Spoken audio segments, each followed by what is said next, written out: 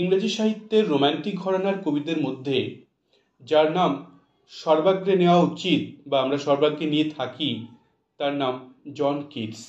মানুষটার জীবনটা যদি আমরা পর্যালোচনা করে দেখতে পাবো তার জীবনটা কতটা দুর্বিষহ ছিল। অভাগা যদি কাউকে নাম দেওয়া যায় তাহলে জন কিটসকে আমরা বলতে পারি। লোকটার জীবনে কখনো সুখ ছিল না, জীবনে সুখ পায়নি কখনো সে। ছোট থেকে বড় যে কটা দিন তিনি বেঁচে ছিলেন সারা জীবন দুঃখই পেয়ে গেলেন। মাত্র 8 বছর বয়সে তার বাবা মারা যায়, তারপর 4-5 বছরের মধ্যেই তার মা মারা যায়। অত্যন্ত ছোটবেলায় পিতামাতাকে হারিয়ে তার জীবনটা এমনিতেই দুর্বিষহ হয়ে গেছিল। তারপরেও জীবনভর ভালোবাসা পেল না সে। মায়ের মতো সেও টিউবারকুলোসিস যক্ষা রোগে সে আক্রান্ত হয়েছিল। মাত্র 25 বছর বয়সে তিনি এই ভুবন ছেড়ে পাড়ি দেন স্বর্গলোকে। মাত্র 25টা বছর লোকটা বেঁচে ছিলেন এবং এই কটা বছরে তিনি যা কবিতা লিখেছেন তার জন্য আজও আমাদের কাছে তিনি চিরস্মরণীয় হয়ে আছেন বা থাকবেন। একটি মেয়েকে তিনি ভালোবেসেছিলেন, নাম তার ফ্যানি ব্রাউন। সেই ভালোবাসাও পূর্ণতা পেল না। মৃত্যু তাকে তার ভালোবাসার হাত থেকে ছিনিয়ে নিয়ে গেল। ধরা হয় তার কবিতাটা, বর্তমান যে কবিতাটা আমরা পড়তে চলেছি ব্রাইট স্টার, তাকে উদ্দেশ্য করে লেখা। তার এই কবিতার মধ্যে একটা বিরহের সুর আমরা দেখি। চলো শুরু করা যাক। তিনি ধ্রুবতারাকে উদ্দেশ্য করে বলছেন, bright star, would I were steadfast as thou art, not in lone splendor hung aloft the night, and watching with eternal leaves apart, like nature's patient sleepless eremite, the moving waters at their priest-like task of pure ablution around earth's human shores. Bright star, হে ধ্রুবতারা, would I were steadfast as thou art, যদি আমি তোমার মতো হতে পারতাম, তোমার মতো এইভাবে স্থির হতে পারতাম, রাত্রের আকাশে একাকী যদি আমি জ্বলজ্বল করতে পারতাম। হয়তো তিনি বুঝতে পারছিলেন আমার দিন ঘনিয়ে এসেছে, যক্ষা রোগ তার জীবন কেড়ে নেবে, এমনটা তিনি অনুধাবন করেছিলেন। তাই হয়তো আকাশের তারা হওয়ার কথা তিনি ভেবেছিলেন। আমি যদি তোমার মতো হতে পারতাম, জীবন সায়ান্নের এসে তিনি এমনটা উপলব্ধি করছেন। But not in lone splendor hung aloft the night and watching with eternal leaves apart. কিন্তু না গো, তোমার মতো পুরোপুরি না হতে আমি চাই না। not in lone splendor, এরকম একাকী হতে চাই না আমি। তুমি যেমনি করে একাকী আছো ঠিক একাকী হতে আমি চাই না। এতটা দূরে গভীর রাতে তোমার মতো একাকী হওয়ার ইচ্ছা আমার নেই। and watching, তুমি কি করো? একাকী থেকে পৃথিবীটাকে দেখো, with eternal leaves apart, যেন চোখের কোনো পলক তোমার পড়ে না। আমি এমন জীবন চাই না, এমনভাবে তোমার মতো স্থির হতে চাই বটে, কিন্তু তোমার মতো একাকী থাকতে চাই না।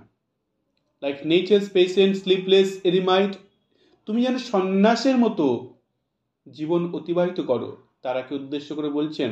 এবং তোমার কাজই হলো পৃথিবীটাকে পর্যবেক্ষণ করা। বিনিদ্র রজনী জুড়ে তুমি পৃথিবীটাকে দেখো। আমি এমন জীবন চাই না, আমি এমনটা হতে চাই না।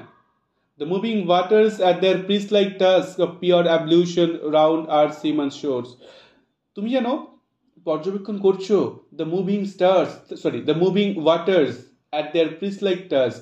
তুমি দেখছো যে জলেরা নদীর কিনারাকে সমুদ্রের পাড়কে ধুয়ে দিচ্ছে, যেন কোনো ধর্মীয় কোনো কাজ করছে, প্রিস্টের মতো তারা যেন কোনো পবিত্র কাজ করছে।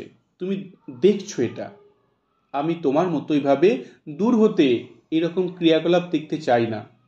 আর gazing on the new soft fallen mask of snow upon the mountains and the moors, এবং আমি তোমার মতো একাকী আকাশে বসে পৃথিবীর পানে তাকিয়ে দেখতে চাই না soft fallen mask.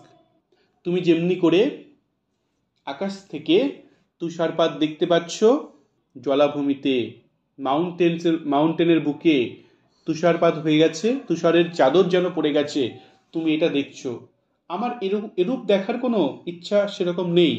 No, yet still steadfast, still unchangeable.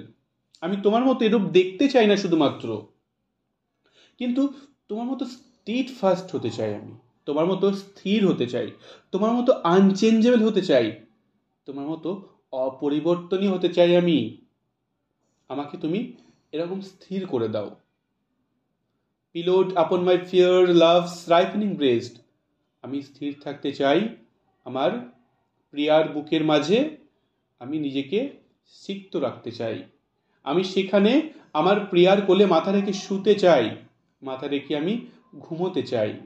Two feel for ever its soft fall and swell, আমি আমার প্রিয়ার বুকের ওঠানামা অনুভব করতে চাই, তার শ্বাস প্রশ্বাস আমি অনুভব করতে চাই।